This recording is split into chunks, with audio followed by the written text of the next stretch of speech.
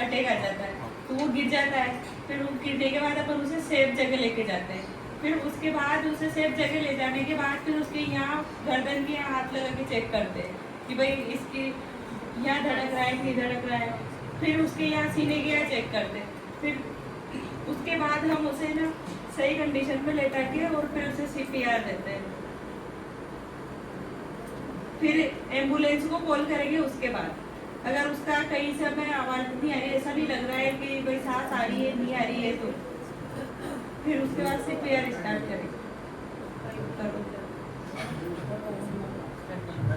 देखो जैसे कोई गिरा बेहोश हुआ, आपने जगाया नहीं जगा, आप तुरंत फोन करना है।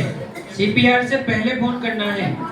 CPR के बाद में फोन करोगे तो एम्बुलेंस और लेट आएगी, क्योंकि हाँ, क्योंकि आपको काम है कि जब तक एम्बुलेंस नहीं आवे जब तक उन्हें मरीज बचा के रखना।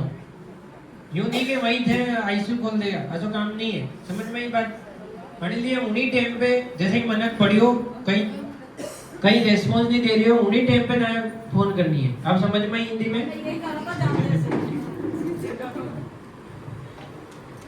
पहला काम ही नॉर्मल पब्लिक को क्या होता है, कुछ भी होता है तो क्या करती है, एम्बुलेंस में फोन करती है। तो आपको केवल देखती है कि हाँ बेहोश है, ये करके उनको एम्बुलेंस वालों को बताना है कि मरीज बेहोश हुआ है, रेस्पॉन्स नहीं कर रहा है, आपको इस वार्ड में इस जगह यहाँ आना है और कार्डियक एम्बुलेंस लानी है। कार्डियक एम्बुलेंस में मशीन होती है ED वाली, आते ही वो शॉक देके उसको वही सही कर सकते हैं। उसमें एड्रेनलिन एट्रोपिन ऐसी दवाइयाँ होती है। तो आपको कहना पड़ेगा कि हार्ट वाली एम्बुलेंस लाओ और हार्ट वाले हॉस्पिटल में ले जाओ। ठीक है, चलो बहुत बढ़िया। ऐसे नहीं मेरा दोस्त है तो मैं ऐसे नहीं, इतना जोर से आपको टेप करना पड़ेगा तब वो जगेगा। ऐसे कोई जग सकता है क्या? बहुत बढ़िया। तो इतना दम होना चाहिए। आपके हार्ट किसी का हार्ट चलाएंगे। बहुत बढ़िया। कब तक करना है? 30 बार, 2 बार सांस। इसका जो नुकीला पार्ट है नाक पर, 2 बार इसको दबाया, वापस शुरू ऐसे। और एक जना सामने रहेगा, जैसे ये इधर जाएंगे वो कंप्रेशन शुरू कर देगा, है ना। ये चीजें आपको ध्यान में रखनी है। बहुत बढ़िया, इनके लिए जोरदार ताली।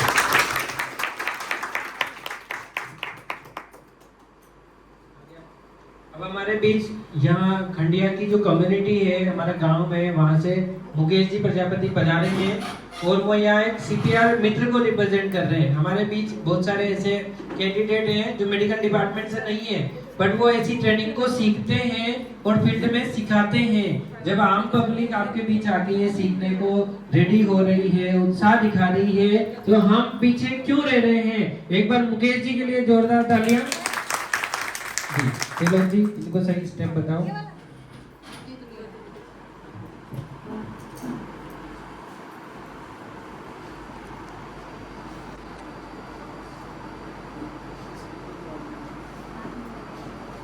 शरीर का वजन डालना है, हाथ से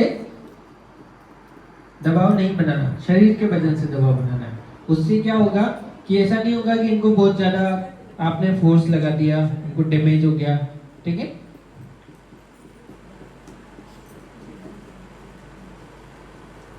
कैसे लगाना है बताओ।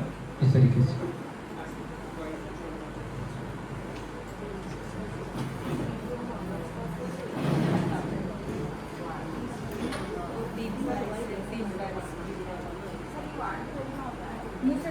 क्या जैसे नाक बंद करके ना आपको सांस देनी है, या फिर एक CPR मास्क होता है वो रखना है ना। अभी हमारे पास मास्क भी है, 100-200 रुपए का मास्क आता है जिसको आप लगा के सांस दे सकते हो। उससे क्या होगा, यदि उसको कुछ इन्फेक्शन भी है ना तो आपको नहीं आएगा।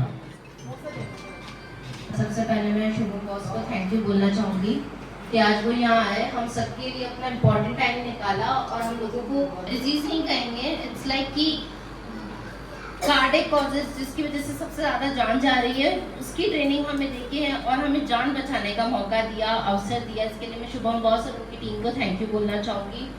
मुझे लगता है और मुझे बहुत ही अच्छा लगा कि जब मैंने एक मेरी छोटे से नोटिस पे आप सब लोग, मेरी सारी आशाएं यहाँ पर आई, जितना जल्दी जितना इमीडिएट हो सकता है, और उन्होंने इसमें पूरा रोल और पूरा पार्टिसिपेट किया। इसके लिए मैं आप सबके लिए एक बार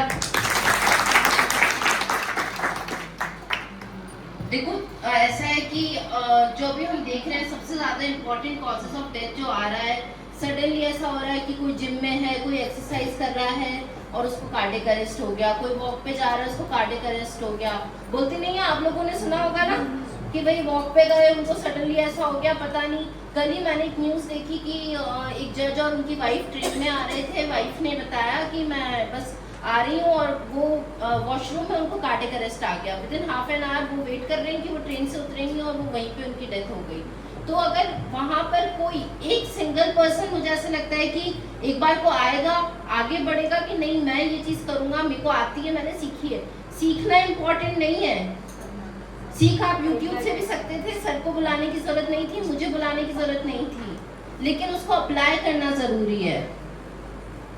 आप अपना प्रोफेशन, अपना फील्ड, चाहे वो आप आशाएं हो, एएनएम हो, जीएनएम हो, डॉक्टर्स हो, ये फील्ड ऐसा है कि हम एक को बचाएंगे और हम ब्लेसिंग्स पूरी फैमिली की हमें मिलेगी। तो ऐसा नहीं है, आप लोगों ने नहीं देखा, आप ड्राइविंग सीख लो, आप यूट्यूब से ड्राइविंग सीख लो, आप जब तक ड्राइविंग करोगे नहीं, प्रैक्टिकल नहीं करोगे, आपको नहीं आएगा। तो ये तो एक धार्मिक पुण्य का काम है, इसमें तो सोचने की जरूरत ही नहीं है, आपको आगे आना है। आज आप लोगों ने बहुत ही अच्छे से पार्टिसिपेट किया। तो और बॉस ने जैसा कि बताया कि हमारी गवर्नमेंट, हमारे जो डीएम सर हैं, जो हमारे एसपी सर हैं, वो भी इस चीज़ के लिए आप लोगों को अप्रिशिएट करते हैं। अगर उन लोगों को ऐसा होता है कि नहीं इनने ये लाइफ सेविंग इस चीज़ को करके, अप्लाई करके और इनकी जान बचाई है, तो उस चीज़ के लिए तो क्यों फिर हमें पीछे रहना, जब हमें सरकार अप्रिशिएट कर रही है, हमें लोग अप्रिशिएट कर रहे हैं और सबसे बड़ा हमें इस चीज़ के लिए ब्लेसिंग्स मिल रही है। किसी की एक जान बचाओगे तो कितनी फैमिलीज की ब्लेसिंग्स मिलेगी। तो इसलिए मुझे बहुत ही अच्छा लगा। मुझे भी लगता है कि आप लोगों ने इस चीज़ को, इस ट्रेनिंग को बहुत ही अच्छे से, बहुत ही सीरियसली लेकर सीखा है और आगे आप लोग इस चीज़ को अपनी लाइफ में भी अप्लाई करेंगे और एक नहीं बहुत सारी जानें बचाएंगे। कितने कंप्रेशंस देने? कितने माउथ कंप्रेशन, माउथ थ्रस्ट देने? 2। और सबसे पहले क्या करना है? जगह साफ करनी है, सेफ एरिया, सेफ सराउंडिंग। ऐसे नहीं है आसपास कीड़ा मकोड़ा है, जंगल है, गंदगी, आप वहीं पे देना शुरू कर दोगे, नहीं होगा। अच्छे से जान बचाओ, दिल से जान बचाओ, किसी का दिल ही बचा रहे हो। क्योंकि उसके बाद में नेक्स्ट क्या करोगे? एम्बुलेंस को कॉल करोगे, है ना? Call for help. एम्बुलेंस के साथ साथ आसपास भी तो बुलाओगे। ऐसा तो नहीं है कि कंप्रेशन भी खुद ही दे लोगे और जॉ थ्रस्ट भी खुद ही करके और वो कर लोगे। कॉल फॉर हेल्प कि आपको सीपीआर आता है, आप प्लीज आओ, इनको कार्डियक अरेस्ट जैसी सिचुएशन लग रही है, ये बेहोश है। एकदम से नहीं बोला कि इनको कार्डियक अरेस्ट जैसी सिचुएशन लग रही है, आपको नहीं पता इनको क्या है, बोला ये बेहोश है, आओ मेरी मदद करो। उसके बाद में उसके बाद क्या करेंगे? रिस्पॉन्स चेक करेंगे। रिस्पॉन्स कैसे चेक करोगे? छाती हिला के, उनको थपथपा के कि आप हो, ठीक हो। उसके बाद में क्या करोगे? सी साइन और फिर कैसे ऐसे, है ना, ताकि आप लोगों को हाथ रख के, ताकि आप लोगों को कंप्रेशन दिखे कि भाई ऊपर नीचे हो रहा है नहीं हो रहा है, चेस्ट आ रही है नहीं आ रहा है, इसको पल्स फील हो रही है नहीं हो रही है। उसके बाद में आप सीपीआर स्टार्ट करोगे जब आपको लग जाएगा। और सीपीआर में 30 कंप्रेशन, 2 माउथ, ठीक है? फिर 30 कंप्रेशन, फिर 2 माउथ और चेंज इन पोजीशन, जब तक एम्बुलेंस नहीं आ सकती। इस तरह हम सबकी और हमारे आसपास की सराउंडिंग की लाइफ बचा सकते हैं। Thank you so much.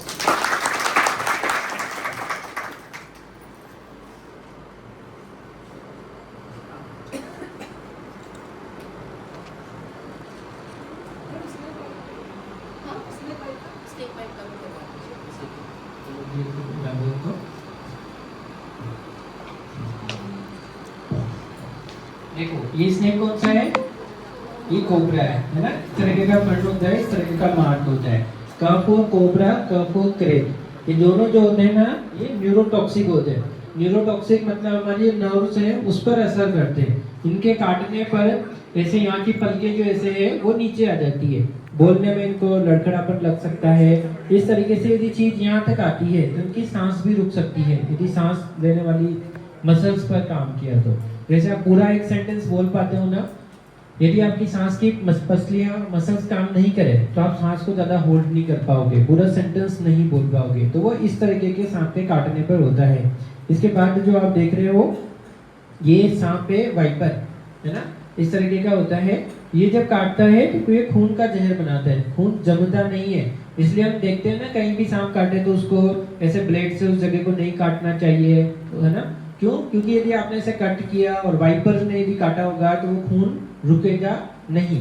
एक और स्नेक होता है वो क्रेत। ये वाले जो सांप है ये जो जमीन पे सोते हैं गांव में उनको काटता है रात को 10 से सुबह 5 बजे के बीच में, क्योंकि इस सांप को ठंडाई में गर्मी चाहिए होती है। जैसे अपनी ह्यूमन बॉडी के पास आएगा तो इसको थोड़ा सा अपनी बॉडी का टेम्परेचर ज्यादा होता है, तो इसलिए ये रात को निकलता है और जो जमीन पे सोते हैं उनके पास ही आ जाता है। जैसे वो आकर हिलाते हैं उनको काट लेता है। सबसे इम्पोर्टेंट चीज है कि ये जो क्रेत काटता है वहां पर केवल मच्छर के कांटे जैसा निशान रहता है, कोई दर्द नहीं होता, कोई सूजन नहीं होती। और इसके जहर के कांटे के लक्षण भी 2 से 3 दिन बाद आ सकते हैं।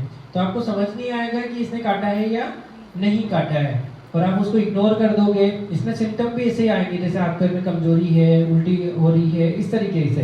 तो ये आपको ध्यान देना जरूरी है कि आपको जमीन पे नहीं सोना है। जमीन पे सो रहे हो तो मच्छरदानी लगा के सोना है। यदि गांव में कोई ऐसी अनएक्सपेक्टेड डेथ हुई है और पेशेंट को ऐसे सिम्टम आ रहे हैं तो किसी भी सांप के कांटे के मरीज को कम से कम 24 घंटे तक हॉस्पिटल में ही रहना है। चाहे हॉस्पिटल के वार्ड फुल हो भी तब भी आपको वहीं रहना है, क्योंकि वहाँ जो लक्षण आएंगे ना, जैसे मैंने बताया टोसिस हुआ है ना, कोई भी नर्व के लीजन हुए, ये एक डॉक्टर ही पहचान सकता है। तो उसी से यहाँ पे होगा कि हमको उसी टाइम इसके जो एंटीस्टेक वीनम होगा, एक इंजेक्शन आता है, वो लगाना पड़ेगा। तो सांप के कांटे का जो इलाज है वो केवल हॉस्पिटल में है और केवल एक ही इलाज है जिसका नाम है एंटीस्नेक वीनम, और कोई दूसरा इलाज नहीं है। और जो भी सांप काटते हैं आपको पता है ज्यादातर जहरीले नहीं होते हैं, बट जो आप सांप को मार के ला रहे हो सकता है वो जहरीला ला रहे हो और काटा बिना जहरीले में हो सकता है बिना जहरीला सांप का लेके आ रहे हो और काटा जहरीले में हो, क्योंकि एक जहरीला सांप भी दूसरे सांपों को काटता है। तो केवल सांप देख के डिसाइड नहीं करना कि इनको जो काटा है वो किस तरीके का था। आपको मरीज को हॉस्पिटल रखना है, उसको ऑब्जर्वेशन में रखना है। उसमें सांप के कांटे के जो लक्षण आते हैं न्यूरोटॉक्सिसिटी के, वेस्कुलोटॉक्सिसिटी के, वो आ रहे हैं या नहीं आ रहे हैं। जैसे वाइपर काटता है तो हम यहाँ से थोड़ा सा खून लेते हैं, एक प्लास्टिक की टेस्ट ट्यूब में रखते हैं 20 मिनट तक, फिर देखते हैं वो जमा कि नहीं जमा। यदि वो खून ऐसा कैसे ये नहीं जमा तो वो वाइपर वाला होता है। तो इसमें राइट अप्रोच होती है। आर मतलब रीएश्योरेंस। सबसे पहले आप मरीज को बताओगे कि इस सांप के कांटे का इलाज है, तो वो घबराएगा नहीं। यदि वो ज्यादा घबराएगा तो उसका हार्ट ज्यादा धड़केगा, वो खून और ज्यादा फैलेगा। इसके बाद इमोबिलाइजेशन। अब जैसे गांव में क्या करते हैं, यहाँ पे रस्सी बांध दी, टोर्निकेट बांध दिया, उससे यहाँ का खून रुक जाता है, ये हाथ काला पड़ जाता है, इसको काटना भी पड़ जाता है। तो यहाँ पर आपको ये नहीं बांधना है, टोर्निकेट नहीं बांधना है, इसमें प्रेशर इमोबिलाइजेशन करना होता है। अभी मैं बताऊंगा कैसे करना है। आप एक वो बैंडेज ला दीजिए। हाँ। और तो क्या क्या बताया, रीएश्योरेंस, इमोबिलाइजेशन, उसके बाद गो टू हॉस्पिटल जाना है। अब किस तरीके से आपको इमोबिलाइज करना पड़ता है, आपके पास जो इनक्वास की टीम आएगी ना वो पूछेगी आपसे, ये स्नेक वाला जरूर से पूछते हैं, आपके यहाँ पोस्टर भी लगा होगा इसका। ऐसे नहीं, ठीक है, ठीक है, ऐसे आप जहाँ काटा है ना उससे दूर ऐसे रोल करते जाओ, ठीक है। टोर्निकेट नहीं बांधेंगे, रस्सी नहीं बांधेंगे, कोई भी यहाँ पे वायर नहीं बांधेंगे, इससे खून रुक सकता है।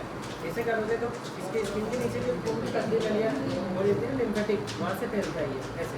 इसके बाद आप क्या कर सकते हो, जॉइंट है ना, जॉइंट से मुड़ने नहीं देना, क्योंकि यहाँ मूवमेंट होगी ना, अगर मूवमेंट होगी तो फिर क्या होगा, जेल ज़्यादा फैलेगा। तो आपको ज़्यादा मूवमेंट नहीं करने देना मरीज को, है ना, उसको लिटाए रखो, ज़्यादा हाथ पे नहीं चलाए, इस तरीके से। अब देखो ऐसे करने से क्या होगा, हाथ भी मोड़ेंगे, है ना, और हमने इसको बहुत ज़्यादा टाइट नहीं बांधा है ना, थोड़ा सा तो यहाँ से जो जहर है वो स्लो जाएगा, है ना। ये होती है प्रेशर इमोबिलाइजेशन, ये कम करनी होती है। पता नहीं करते क्या है, बड़ा हो गया टोर्निकेट बांध देते, रस्सी बांध देते, है ना, बहुत जल्दबाजी मचाते हैं, फिर उसको खोलते भी नहीं है। तो आप यदि टोर्निकेट बांध के आ रहा है कोई, तो आपको खोलना नहीं है अचानक से, क्योंकि टोर्निकेट बंधा हुआ है तो जहर यहाँ पे रुका हुआ है। अचानक खोलोगे एकदम जहर जाएगा और एकदम बेहोश हो जाएगा। तो हॉस्पिटल में ही खुलेगा। उसके लिए वहाँ पे क्या होगा, हॉस्पिटल में बीपी कप लगाते हैं ना अपन, वो लगाएंगे, उसको धीरे धीरे रिलीज करेंगे। दूसरा जो हाथ है उसमें जो आईवी फ्लूइड है वो चालू रहेगा, सारे इंजेक्शन रेडी रहेंगे, सारे जो बचाने वाले इंस्ट्रूमेंट है वो रेडी रहेंगे, अगर अचानक कुछ होता है तो उसे बचा सके। ऐसा नहीं जैसे मैंने बताया कि टॉर्निकेट नहीं बांधना, आपने खोल दिया एकदम, जहर फैल सकता है। जो भी काम करना है हॉस्पिटल में ही किया जाएगा। ये बांधना है आपको, ठीक है।